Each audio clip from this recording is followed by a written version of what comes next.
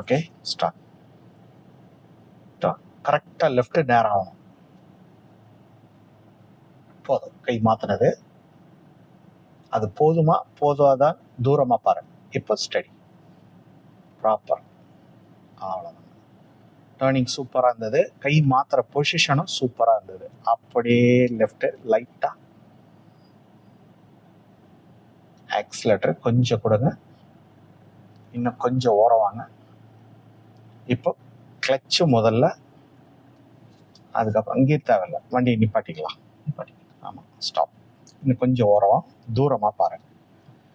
இப்போ ஸ்டடி. பிரேக்கை ஸ்மூத்தாக அப்ளை. ரைட். ஃபஸ்ட்டு நியூட்ரலில் தான் இருக்கா? ரைட். கிளச்சை முதல்ல எடுங்க. இப்போ பிரேக் எடுத்தால் வண்டி நவருதான்னு பாருங்கள். அடுத்த வீடியோவில் நம்ம பார்க்கலாம். பை.